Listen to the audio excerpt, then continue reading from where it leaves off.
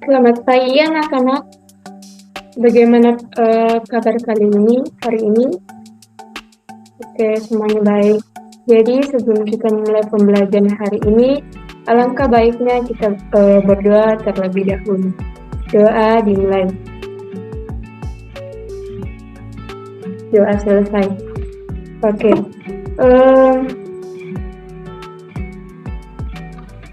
Pagi hari ini Ibu akan membahas mengenai bagaimana cara mengimplementasikan manajemen waktu untuk mengoptimalkan hasil belajar siswa. Jadi diharapkan perhatian dari adik-adik. Oke, izinkan Ibu untuk share screen.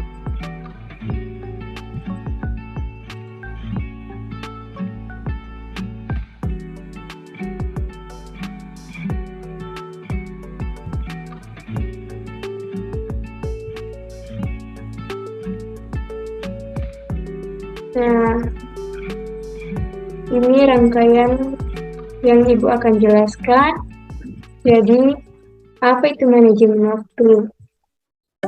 Jadi, anak-anak, jadi pengertian waktu itu dalam Kamus Bahasa Indonesia paling terdapat 7 item menjadi arti dari kata waktu. Di mana yang pertama, seluruh rangkaian saat ketika proses pembuatan atau keadaan berada atau berlangsung. Lamanya saat tertentu untuk melakukan sesuatu, kesempatan, tempo, peluang, ketika, saat, hari, dan saat ditentukannya berdasarkan pembagian bola dunia. Jadi, waktu itu sering juga disebut dengan masa, merupakan seluruh rangkaian saat ketika proses pembuatan atau keadaan berada atau berlangsung. Nah, jadi anak-anak, waktu itu adalah suatu dimensi di mana terjadi peristiwa yang dapat dialami dari masa lalu melalui masa kini ke masa depan, dan juga ukuran durasi kejadian dan interval. Nah, kemudian ada juga pengertian manajemen waktu. Jadi, manajemen waktu itu kemampuan untuk mengalokasikan waktu dan sumber daya untuk mencapai tujuan, menciptakan keseimbangan antara pekerja dan kehidupan pribadi.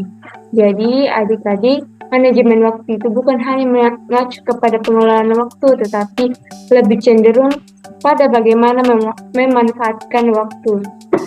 Jadi, penetapan tujuan dan prioritas itu ditetapkan berkaitan dengan tugas dan tanggung jawab yang dipikul individu pada saat itu. Nah, ada juga pengertian belajar. Belajar itu adalah aktivitas mental intelektual yang bersifat internal. Gaina menyatakan bahwa belajar merupakan aktivitas mental intelektual yang bersifat internal. Dan kemudian ada manfaat manajemen waktu. Nah, tentunya manajemen itu mempunyai manfaat. Yang pertama, manajemen waktu tentunya memiliki manfaat yang baik bagi seseorang. Nah, manajemen waktu bisa membuat orang memiliki sikap yang lebih disiplin karena mampu mengerjakan tugas tertentu tepat waktu. Kemudian membuat seseorang menjadi lebih teratur, terencana, dan lebih rapi dalam kehidupan sehari-hari. Juga terhindar dari stres dan kecemasan. Dan yang terakhir, hasil kerja lebih maksimal sehingga memungkinkan mendapatkan prestasi setelahnya. Nah, selain itu, manajemen waktu juga mempunyai prinsip-prinsip.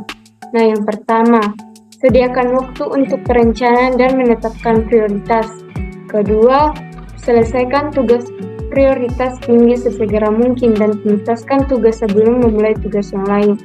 Jadi, anak-anakku sekalian, jika mengerjakan tugas terlebih dahulu, mengerjakan tugas yang lebih penting, yang di deadline-nya, misalnya besok deadline-nya, jadi dikerja memang sekarang.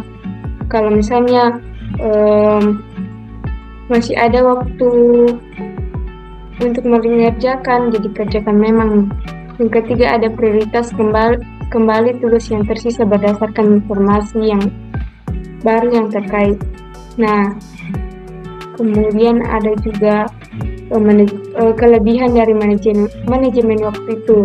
Jadi kelebihannya yang pertama mencapai suatu produktivitas dan efisien yang lebih besar. Yang kedua memiliki suatu reputasi profesional yang lebih baik. Yang ketiga ada tekanan atau stres juga akan berkurang. Nah, keempat meningkatkan suatu peluang dalam mencapai kesuksesan. Yang kelima memiliki keseimbangan dalam kehidupan sehari-hari. Dan yang keenam kesempatan karir yang jauh lebih baik. Selain dari itu, kita juga penting mempelajari manajemen waktu.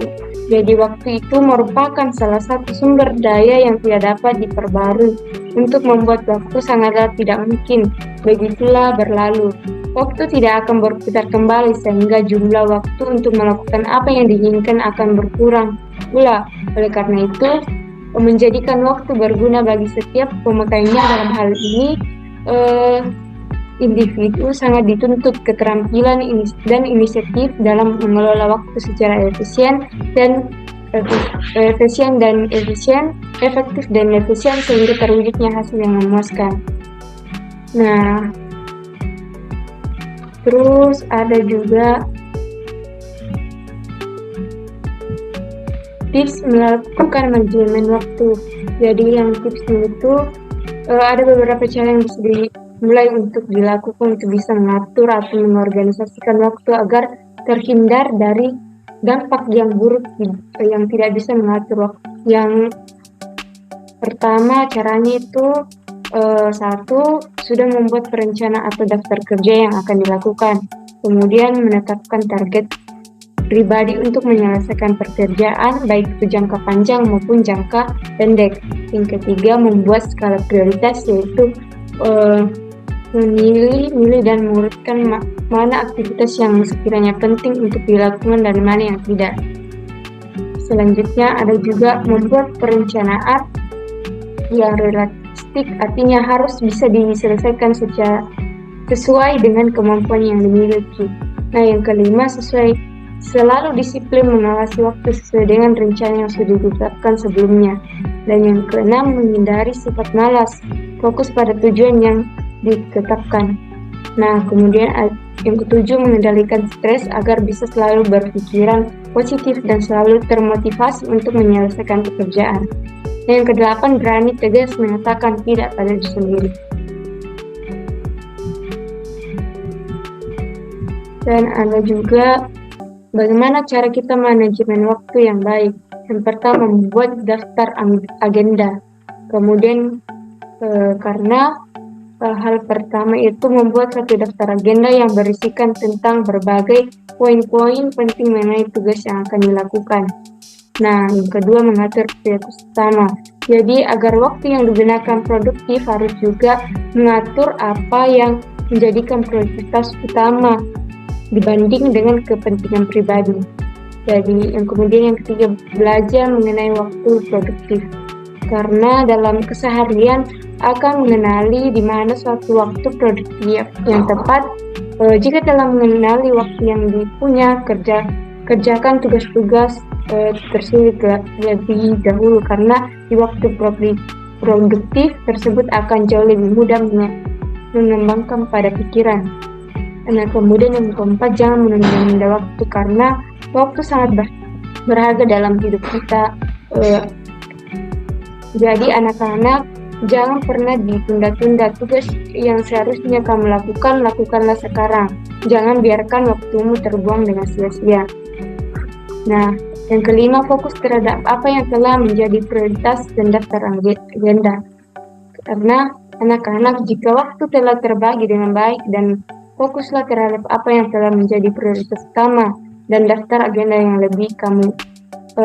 telah kamu buat, karena kamu harus melakukannya itu sebaik mungkin, step by step.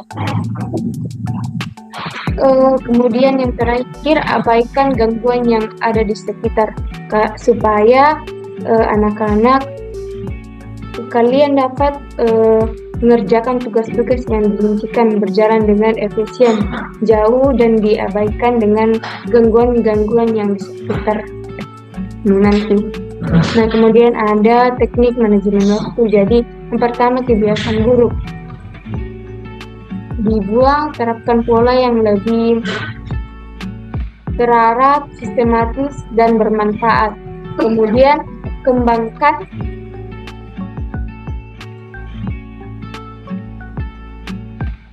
kembangkan kebiasaan hemat waktu. Dapat dilakukan dengan membuat perencanaan jangka pendek. Jangka panjang, menetapkan jadwal yang realistis, pandang tugas sebagai kesempatan bukan kewajiban. Jadi harus begitu. Yang ketiga, perbaiki pengaturan waktu sesuai dengan keinginan dan kebutuhan.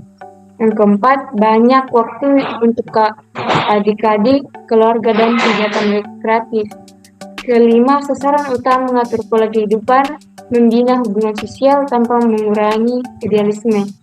Yang keenam, harus ada waktu kosong. Jadi, biarpun kita full banget, kita juga butuh waktu yang kosong untuk istirahat. Meskipun jadwal kita padat, baik dalam belajar atau bermain, kita harus mempunyai waktu yang kosong. Selanjutnya,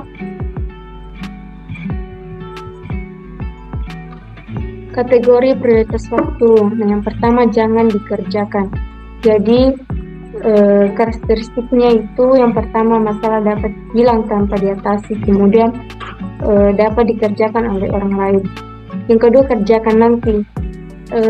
Prioritas waktu dikerjakan nanti punya karakteristik juga yang mana tidak disertai dengan jatuh tempo, dapat ditunda, dan dapat diperlambat. Nah, alasan penunda tugas ini, yang pertama tidak ingin memulai, dan yang kedua tidak tahu di mana mau memulai mengerjakan tugas itu. Yang ketiga, tidak tahu dari mana memulai meskipun ingin memulai. Nah, untuk itu anak-anak kerjakan sekarang, karena prioritas waktu kerjakan sekarang merupakan kebutuhan unik operasional harian, misalnya kebetulan yang berhubungan dengan hal-hal yang pertama, kebutuhan peralatan, kebutuhan staf atau rapat. Nah, ada juga yang terakhir, ada dampak manajemen waktu yang buruk. Nah, yang pertama, melewati satu batas waktu yang ditentukan atau deadlines, workflow atau juga alur kerja yang kurang efisien. Ketiga, kualitas kerja yang menjadi buruk. Saat memiliki suatu reputasi profesional yang negatif, kemudian meningkatkan stres atau tekanan kerja dalam kehidupan sehari-hari. Nah, yang keenam, ketidakseimbangan kehidupan yang akan terjadi. Yang ketujuh, kesempatan karir yang stagnan atau memungkinkan juga akan menurun. Nah, itu materi yang dapat Ibu berikan.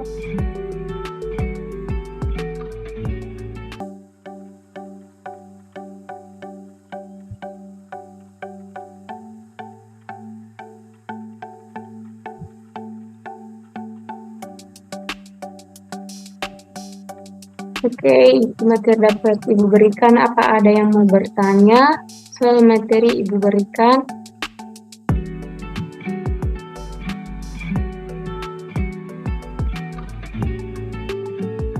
Apa sudah tidak ada? Oke, kalau tidak ada, Ibu tutup pembelajaran kita hari ini. Sekian dan terima kasih. Sampai bertemu minggu depan, anak-anak. Oke, selamat siang.